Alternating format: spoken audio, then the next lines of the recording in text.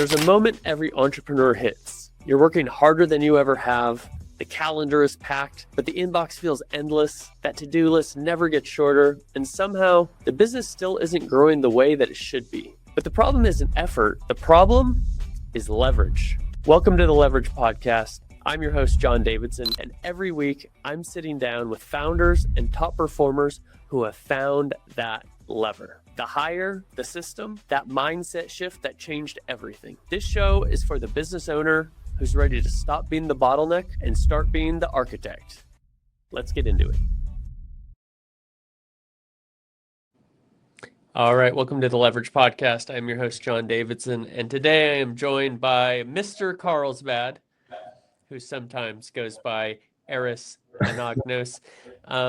Aris, thank you for joining me today on the podcast. I'm really excited to share your story and the incredible insights that you've learned with a career of about 120 million in career sales and listings.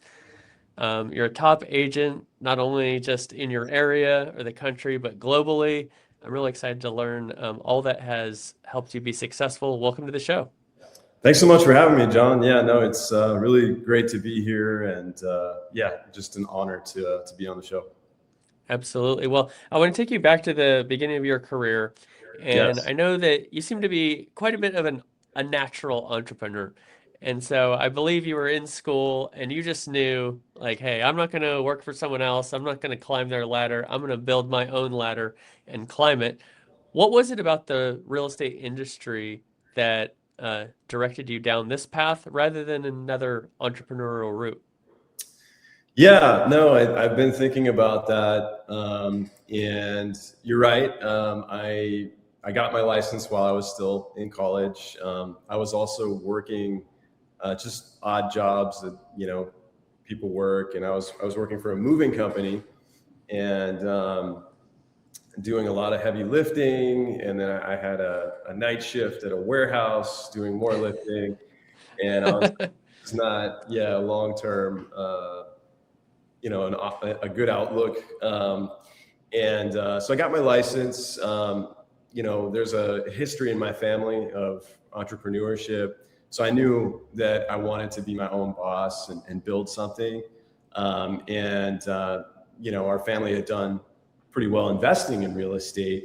And it was actually kind of while I was working with those moving companies, there was one real estate agent that just seemed to be doing really well. And, I was like, wow, that's really, inspiring. And I would really like to, try to do that myself. So kind of spurred me on, and just haven't really looked back since then. Now, from what you saw on the surface with this real estate agent that, appeared successful, probably appeared to have a pretty sweet life. You're just going to these different houses, you're calling people, right? Making your own schedule, you're your own boss. Right. Once you got into real estate, was it the same or different than what you expected getting into it? Yeah, it was totally different. Yeah, totally different. But once I started to figure out the business, that service aspect of it, that you're serving the community, you're helping people accomplish a difficult task, oftentimes with the largest asset they have. That part of it, gives me, I get goosebumps thinking about that part of it, because that's really what, motivates me to continue to try and build what we're working on and having those moments with clients. Yeah, that's awesome. It certainly is a fulfilling profession when you're helping people just find that house, Right. that home, right? That makes everything and fits their family just perfectly. Well, I know that you have an interesting promise in your marketing, and a lot of people try to avoid, specific promises or something that you could really hold them to specifically, but you famously have a 23-day promise. Tell us what that is and what enables you to keep true to this promise.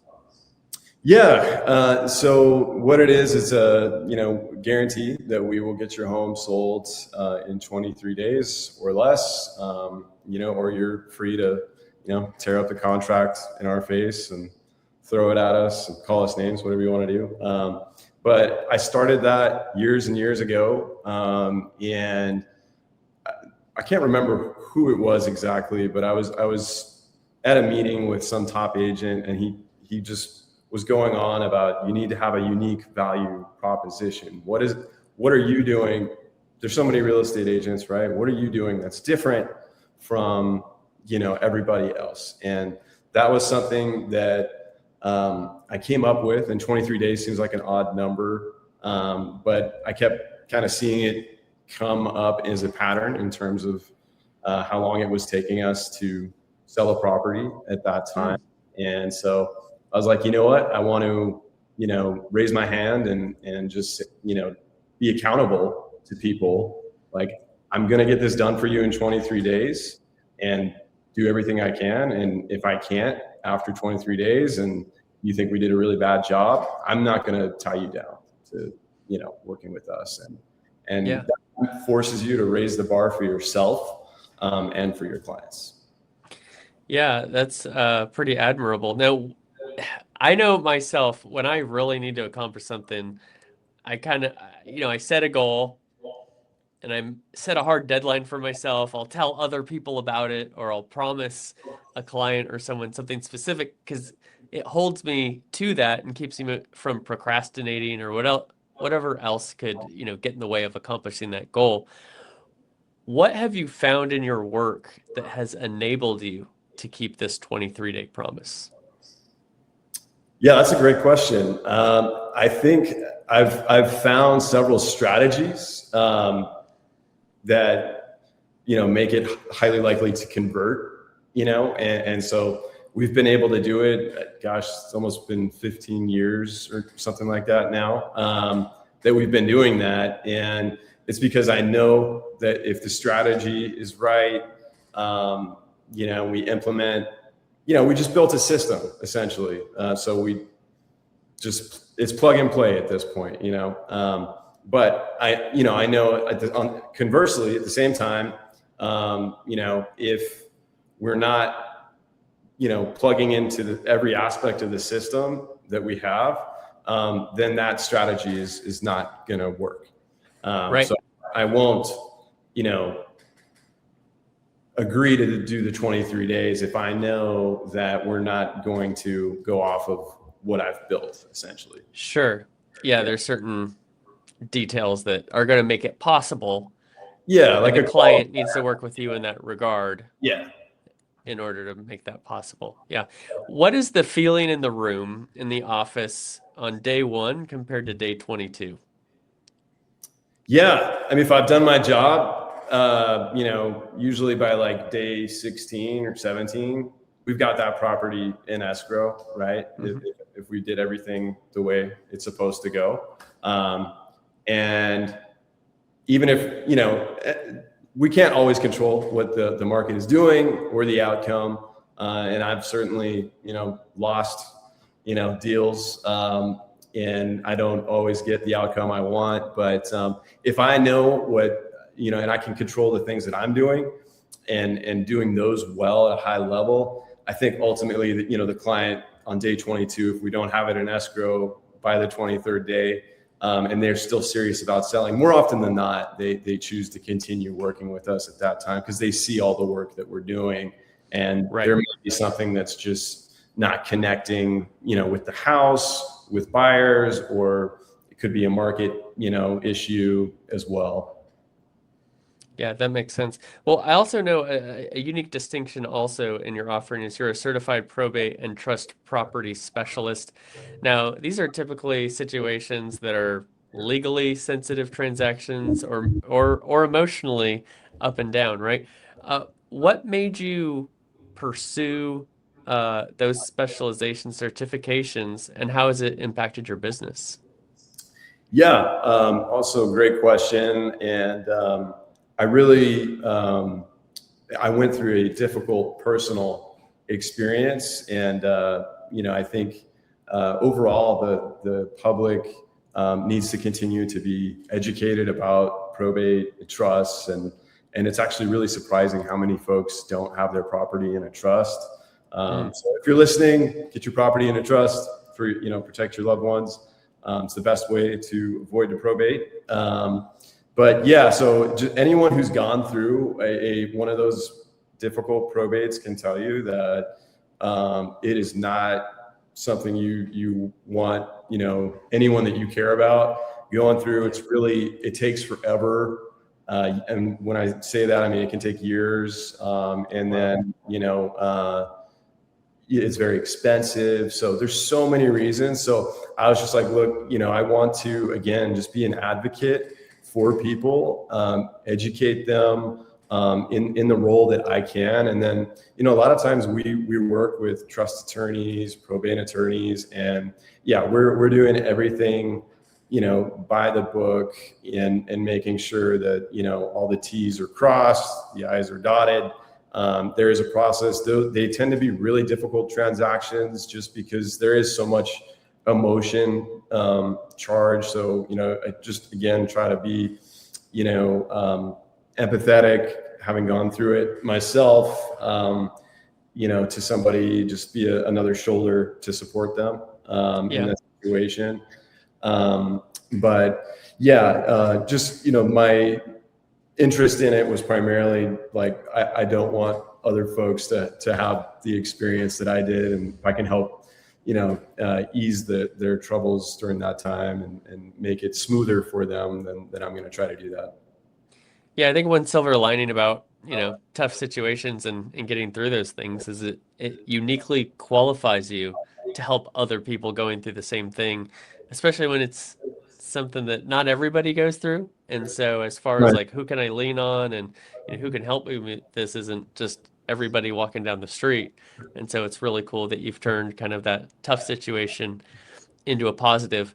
Now, for those listening, we're not going to go all the way through the whole, put your property in a trust process. But if I'm listening, what are some of those first steps that are really important that I should know about to get my property in a trust? Yeah. So the first thing, and everyone has a different need. Okay. I would say, a trust, what I've learned, being in that field, is that a trust is not a one size all. There's no, like cookie cutter template that's going to work for everybody. And there's also no, I would say it's going to save you thousands and your family potentially hundreds of thousands of dollars worth of trouble to just get the trust. But the first thing I would do is make sure you go to a trust attorney that is very reputable. And depending on the complexity and what your needs are, what your assets are, have that conversation and whom you wish to leave the property to with the attorneys. But for other folks who just need something simple and fast, and that's still far better than not having one. Good to know. There are cheaper, affordable options out there. That we work with one here called My Legacy Link. Again, it's not as good as going, directly to a top trust attorney. Because a lot of the times too, the laws and the language that the trusts are written with are changing constantly. And so if you don't have a trust attorney that's, up to date and they're in, just like having a good real estate agent, if they're not in it, consistently, you don't know what you don't know and what that person doesn't know. So you want to be going to somebody who's doing a lot of them, that's really all they do, not somebody who doesn't do a lot of that particular, field. So, but yeah, there are, fast and easy, like My Legacy Link. I think they charge like $1,200 or something like that. Again, they have like a blanket sort of just fast, trust. I would still go to an attorney first, but if that's, an option for some people, maybe budget's a constraint, that's still, I think, better than not having a trust at all. And because then you just go to probate. Yeah, well, that's great insight that, hey, even if you're not going to go all the way top shelf, there are some easier, lower cost Yeah, options, and those will provide some level of protection, absolutely. which is better than nothing at all. Well, I want to hear more about some insights from your career, but first, let's listen to a commercial from our sponsor, Sphere Rocket.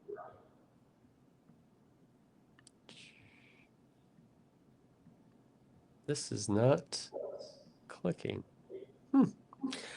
Well, Eris, Business owners and entrepreneurs will place a proven executive assistant VA for just $4 to $8 an hour, and if they don't perform, you don't pay. Imagine freeing up 20 plus hours a week by someone handling your most time consuming tasks like admin work, managing emails, scheduling meetings, and so much more. This one hire could transform your productivity and give you back the time you need to focus on growing your business. At Sphere Rocket VA, we make this possible in as little as 7 days. We'll place a proven executive assistant VA in your business for just $4 to $8 an hour, and your VA will take over day-to-day administrative tasks, help manage your email and calendar, follow up with past clients, giving you back 20 plus hours a week so you can increase your sales and even enjoy more personal time. And here's the best part. If they don't give you back 20 plus hours a week in the first month, you don't pay Sphere Rocket a dime. We've done this for thousands of business owners, and now it's your turn to see the results. Click the link around this video to schedule a demo and discover how this one hire can completely change how you run your business. Remember, if within 45 days the VA doesn't perform,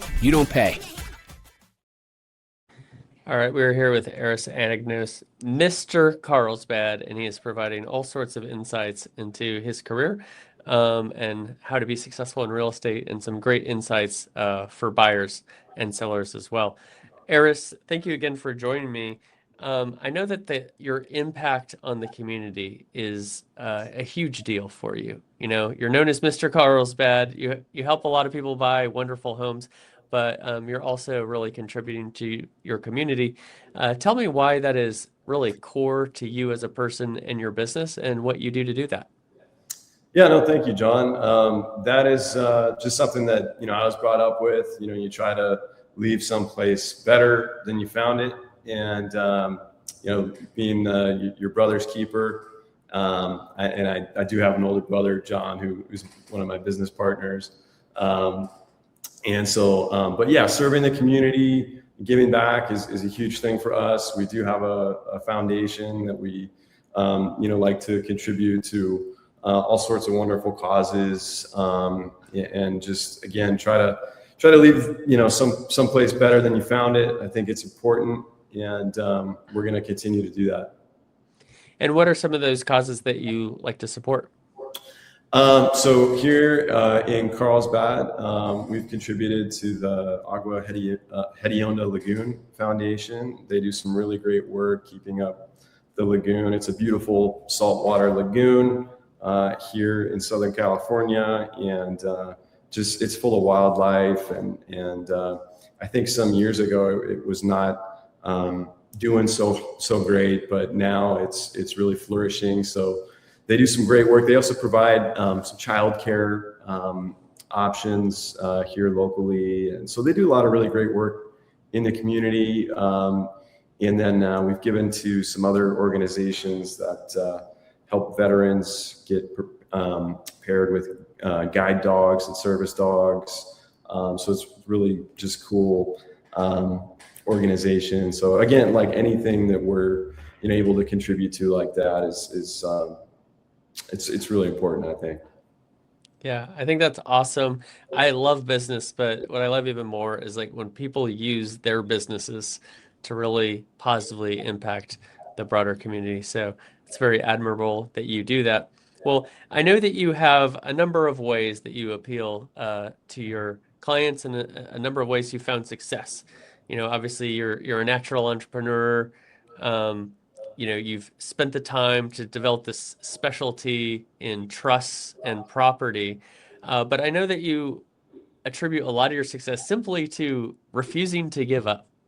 Yeah. And that's something that everybody can do, right? I think sometimes we look at successful people and we're like, oh, well, he's naturally talented in that way, or, I'm not 7 feet tall, or I can't don't have the money to get started in that thing, right? Right. But something that we can all do is to refuse to quit. Take me back and help me understand, what helped you develop that attribute and how has it benefited you in your business? Oh, wow. Yeah, no, I think it's something everyone should aspire to do in whatever field you're pursuing. And I'm sure we all have moments where we're like, wow, what have I gotten myself into? And certainly real estate can be a roller coaster, and I've experienced that over the years. I've found though that if you just stay positive and you continue to work on the things that you should be working on, and you stay and it's not like sexy at all to say stay consistent, and it can be repetitive and mundane and feel like you're getting nowhere. But it builds, and if you have the skill paired with that, and you continue to build on the skill. So for, real estate agents, brokers, we have to continue to educate ourselves. How can we get our clients a better deal? How can we continue to add value to our clients? What are the sacrifices I'm prepared to make to do that? These are all things that we, should be focusing on. But yeah, so I don't know, just keep fighting and I guess it's stubbornness, as well. Just like I'm not going to let this moment of failure become what defines me, and I'm going to keep pushing through that, no matter how painful it can be. But I'm still going to be breathing tomorrow unless something else happens. Yeah. And at that point, it doesn't matter, but that's a fact. I've had some tough times in my life, and there's been times where I've been going through something really hard, and a couple things. One is it can't get much worse than this. yes, I've had those moments. It's like, wait, this isn't ideal. Yes, my brain feels like it's on fire because of the stress I'm going through, yes, but I'm still here. Right.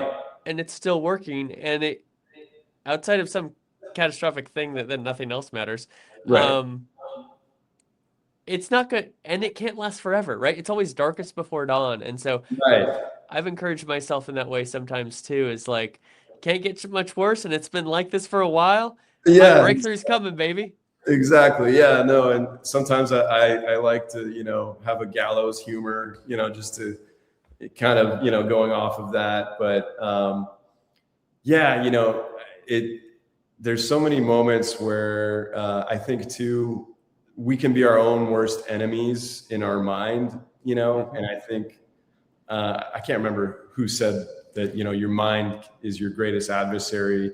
But I think that's really true. And a lot of the difficulty that we experience comes from, listening to that doubt in your mind and that critical voice of yourself. And so sometimes you just have to be like, shut it off. I'm not going to listen to this, and just charge forward. Yeah, a quote I keep going back to, it's something to the effect of, whether you believe you can or you believe you can't, you're probably right. Right. Yeah. Absolutely. So that exactly. Whether you have a growth mindset that anything is possible, or whether you have a scarcity mindset that I can't do that, that's really going to dictate a lot of how far you go. Now, you also shared during the beginning of that answer that, hey, there's these mundane things, there's these consistent things that Yes. are important to keep doing. What are some of those things in your life, in your business, that you consistently do that help you be successful? Yeah, and the business has changed a lot, over the years. I mean, even just since, I've been doing it for 15 years, and 15 years ago, everything was door knocking and cold calling. And I still cold call every day, but I'm not as big on door knocking. Some people are great at that, but I'm not. So I know what my strengths are, I guess. Noted. Yeah. But yeah, just, nowadays it's like, we just want to make sure we're touching a client making sure that they're getting the level of service that they need. We're not calling to, bug people if hey, have you bought a house yet? You're ready to buy a house right now? That's not what we're doing. We're contacting them on some level. And the goal is to add value every time we are communicating with them. There is a intention behind everything that I will send to them and that I will communicate to them. It's not just, trying to shoot fish in a barrel. And God, I don't even know who says that anymore, but people with guns and barrels say that, I believe. Yeah, we're on the 1877 podcast. That's right. Throwback episode. But yeah, just, so every day, make sure that we're adding value, communicating that to the clients that we're working with, and going back and continuing to build the relationships that we do have. And sometimes you won't, and why I say it can feel mundane is because sometimes a lot of it's, electronic messaging on whatever platform, and you're not getting a lot of feedback back until you do. And then you got a client that needs to go see that house this afternoon, and, you're off to the races there. So that's why it can feel mundane. We still cold call every day, and a lot of times you don't get anywhere with that. You're just leaving voicemails, and that can feel very repetitive and sometimes just discouraging when you can't get through to anybody, which can be days on end. Sometimes you just don't get through, but you just keep at it, and then suddenly it's funny. It's like one thing happens, and then it starts to kind of build on itself, and then that just leads you to the next thing. Now, do you give yourself certain milestones as far as like, hey, I do X amount of cold calls a day? Yeah. Do you block your time saying, hey, I do my calls at this time because this is like when I got my energy up? Or, what does that look like from a calendar standpoint for you on the daily? Every morning we're up, and that's usually when I'm doing the cold calls, outreach to sellers in the area. But the first thing and that for years and years was the very first thing I would do. Now I've kind of switched it because, again, things have sort of shifted where everything's online now. So now I've kind of shifted where the first thing I'm looking at, is in our database. Who's active and who is looking for help right now, because I think we can see that. And that's the first thing now in the mornings is what's active, who's active, do they need service right now? We need to get to that person right now. And then we're hitting those calls. Every morning we hit both of those things. Yeah, that's just so good to hear from people who are successful, because I feel like a lot of times we're waiting for motivation to strike, and we believe it's one giant leap to success, when the truth of the matter is like, nope, it's these tiny consistent steps, stacking the pennies, they say, right? Well, I got a little bit of rapid fire for you. All right. Up for it as we round this out. I really appreciate all you've shared. I know I've learned a lot. I'm sure our listeners are learning a lot as well. First question for you would be, what is the best advice you've received on real estate, and who did it come from? Oh, wow. There's a gentleman that I went to a seminar that he was hosting, incredible listing agent. I'm sure many of you know him. I can't remember his last name, so I won't say his first name, but he was really incredible, and he kind of just changed the way I viewed talking to sellers and listing appointments. This was many years ago at this point. He, again, going along the lines of adding value, and he kind of used the analogy of like, I have bullets in my gun, and each bullet is like a value that I'm going to shoot or give to the seller. And so I don't know why that stuck with me and made such an impact. But it did. So, when we go and talk to sellers, there's a lot of things that I would share with them that we do differently to add value, and we're not just going to throw their house up, in the MLS and call it a day, So yeah, for whatever reason that stuck with me. Did he reference shooting fish in a barrel by chance? He did not. So I don't. No, okay. Yeah. Just checking. All right. Finish this sentence for me. The fastest way to fail in real estate is to listen to the wrong people. Listen to the wrong people. Kind of one of the biggest things I would say is to, if you want to succeed in this role, is to follow somebody who's already successful. And listen to everything that they say and try to copy everything that they do in your own way. But learn from them. Don't try to listen to folks who have an idea of how a realtor or a broker should be successful that haven't done it themselves. And that sounds easy to do. But when I came into the industry, I was with a different sort of older school firm, and they had like a floor manager who was really awesome, but was not like a producing full-time, agent. Yeah. And their role to teach the new agents how to do real estate. And so I felt like it kind of slowed me down because I had to unlearn a lot of stuff that wasn't right the first time. So best advice I would tell somebody is to, just go and shadow that person in whatever field, don't follow that person that you see that's set themselves apart, and try to learn what it is that they're doing. But listen to what they tell you to do, because they will be the ones who know they're in it and doing it every day. That's great advice. Yeah. Learn from the doers. Yes. And, sometimes there's a theme. I believe in business coaching and mentorship. But something that seems to be a theme sometimes is the person who wasn't successful in being the doer and the producer then goes into coaching about it. And so I think that's something to avoid when you're looking at a coach, hey, what is this track record?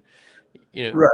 Were you successful? And not that you can't get value from some of those people are incredibly valuable as well. But I just wouldn't, in terms of doing the job that you want to do, as far as what the day-to-day job functions and things are that you should be doing, that's not the person to listen to in that situation.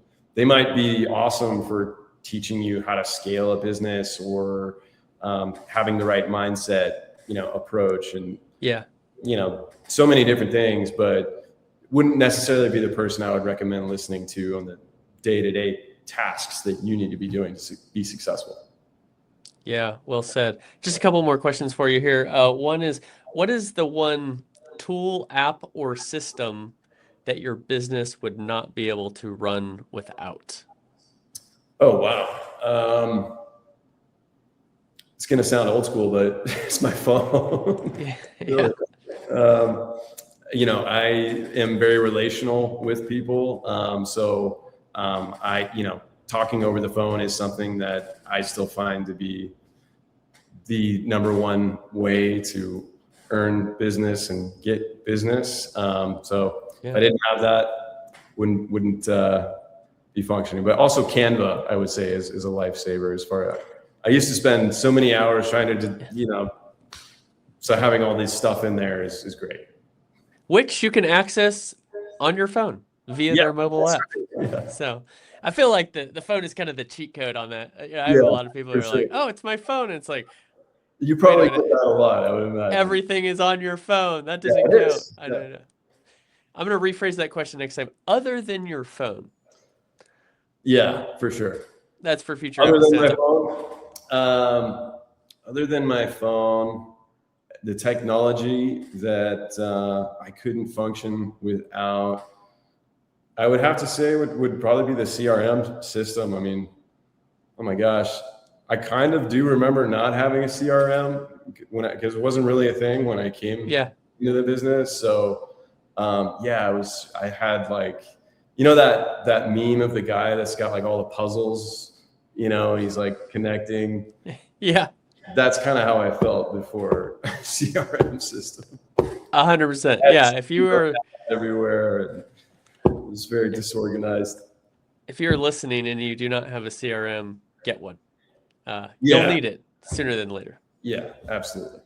100%. Well, the last question for you is probably the easiest of the rapid fire. And that is for those who have watched and listened to this episode and they're like, man, this guy knows what he's doing. I love the specialty. I love the impact with the local community. And, obviously, hey, I want my home sold within 23 days. How can Mr. Carlsbad be contacted? Absolutely. So you guys can find us pretty easily online. If you look up Aris Anagnos or Mr. Carlsbad Real Estate.com, you can contact us through there, Instagram, Facebook.